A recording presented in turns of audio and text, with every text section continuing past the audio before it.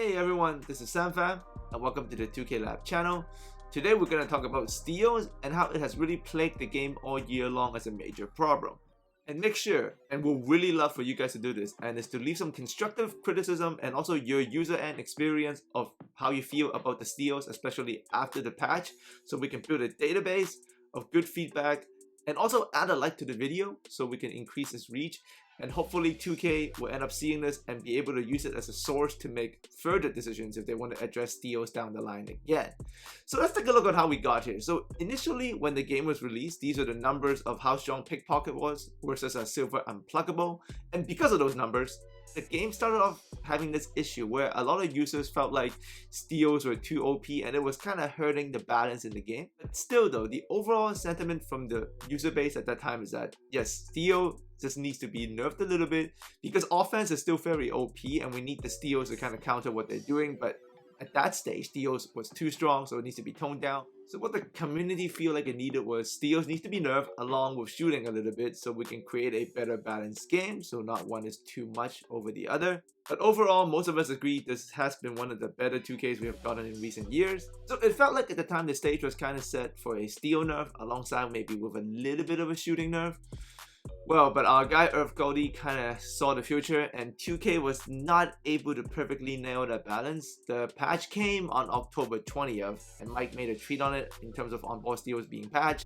And now we have this new reality where steals has been significantly nerfed, but the shooting has not been, neither has the offense. So the game has kind of become way too favorable to the offense. And I feel like at its current state, the previous games, even before the steals patch, was kind of better than what it is now. And here you can actually hear a group discussion we have with all the 2K Lab guys, me, Spill, Wolf, and Harris. And you can hear each of our takes on this specifically on how we feel about it now that we're playing the game with the steals patch.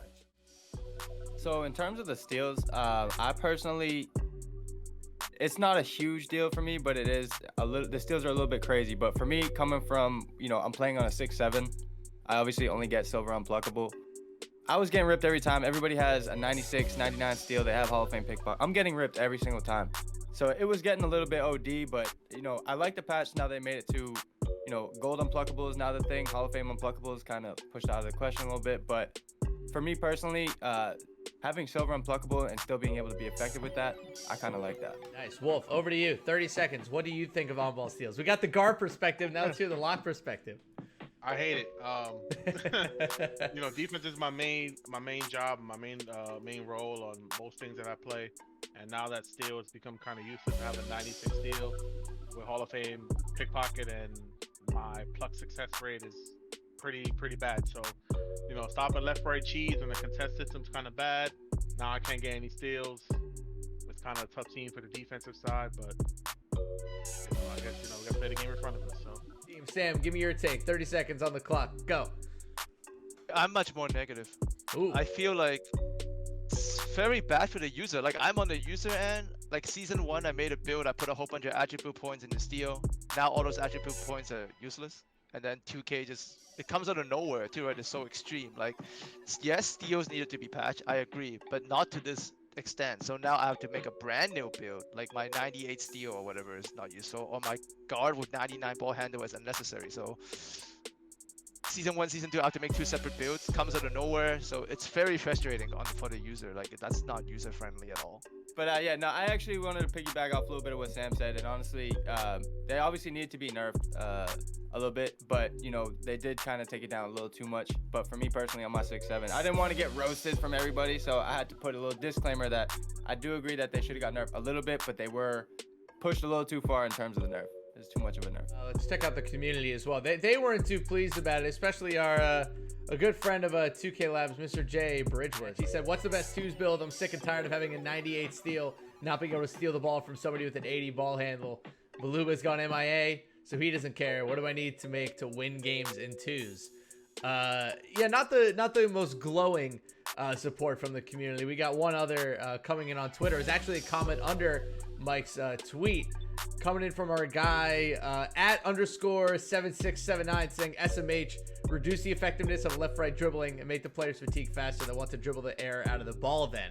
So we actually talked a lot about kind of the left-right dribbling. Do you guys think that we'll see an uptick if that's even possible in that. I think you'll see an uptick in the success rate of left right dribbling just because now you can't get those on ball steals anymore. Like I could bump the ball handler for 5-10 seconds, you know, stamina gets pretty low, and I go reach and nothing happens. You know, if he's rocking gold, the Hall of Fame unpluckable because he's a dribble head and whatever, it's going to be nearly impossible for me to get a steal. So on ball wise, so. I mean, I think the success rate of left right cheese actually goes up tremendously.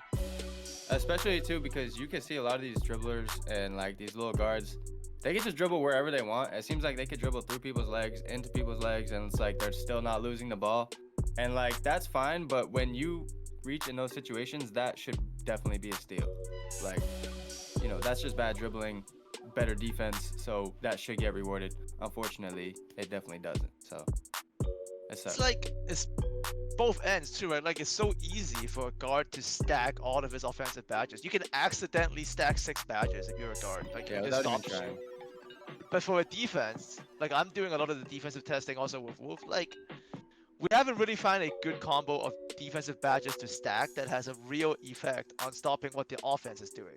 But you have to try so hard to accomplish pretty much nothing while the offensive guard is like, I'm gonna stop and shoot and trigger 7 badges. Right. That's hard to play. It's the steal patches. That's what it also makes much worse. The badge stacking effect. I was all the way for offense.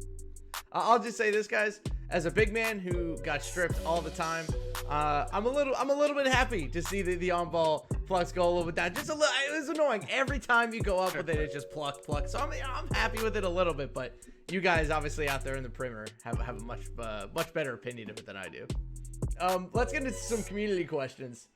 Go back into some of the videos that we've had this week. This one coming in from Spectator Bob. His question today coming from our Tireless Defender video. By the way, shout out for the nice thumbnail. Got the Paul George on there, who's playing fantastic right now for the LA Clippers. Coming up in MVP season. Spectre Bob asks, curious how rating and badge tiers affect the ability to quickly recover from a failed steal attempt. So now that we have obviously the on-ball flux going down, is there anything they can do with their ratings or their badges that could like help them recover on defense a little bit better? Well, according to Mike Wang, this is before the game drop. Your steal rating determined quite a few things. One, obviously the steal success, and 2, the type of animations you get when reaching and how fast you recover. So, according to him, the higher steal rating you have, the faster you can recover and the better animations you get. But me personally, I have not tested that yet. Probably will in the future. But that's just according to Baluba. Yeah, and I could speak a little bit more on that. I've recently just made a smaller guard, and I kind of opted for no steal on this guy, but right now I have a 57 steal, and I still get very slow animations, so that's something I definitely want to make sure we figure that out, because I want to know if 60 steal rating or 70 steal rating gives you a little faster animation. That might be something, you know, with the nerf that you could target in terms of making a build later on. So this one coming from our Stop and Pop video. This is kind of a continuation of the video. Ken123168 says, does Stop and Pop work for hop shots? And also, how does it stack with difficult shot? So this badge does not stack with difficult shots. Stop and Pop is, excuse me. Stop and Pop is strictly based off your 3-point rating, so it's only going to help your 3-point shots. There's some people in the comments saying it helped deep 2s on current gen. When I was in Blacktop, I tested a few of them out. I didn't really, this is on next gen, like I said, but I didn't really get Stop and Pop to pop on those. Maybe I just wasn't on the right area. But like I said, it's only based off your 3-point rating, so, you know, it doesn't stack with difficult shots. If you want, you know, difficult shots is a mid-range badge, so it's not going to pop on 3. Gentlemen, 30 seconds more. Any last notes for the week? More defensive badges are coming. Also, there's going to be some playmaking badges like what you guys been asking, Space Creator, Off-Ball Pass, and also me and Wolf also still trying to figure out how to best stats stack some defensive badges. And Spill and Wolf also got that build video coming for the lock build. So Yeah, that's the I was gonna content. mention Got a lot of love for the defensive side. You know, even though 2K don't show us love with the pickpocket nerf, 2K Labs gonna show some love to the defensive end this week or coming weeks up. So Yeah, me and Wolf get that lockdown build out for you guys, because I know a few people have been asking for it, so Wait no longer. We got you. for Shoot, sure. I've been asking for it. I can't wait for this one. I'm gonna make a new lockdown build. My old one was terrible, so just like my old center build, once I threw it into the old 2K Labs machine, it ended up coming out pretty sick. But that's gonna do it for our Q&A today. Appreciate you guys coming along, hanging out with us. Drop a like on the video, drop some comments in the other videos. Also, we asked this before. If you drop a comment and you drop a like, we will try to answer your guys' question in our next Q&A. So make sure to do that. We'll see you guys next week.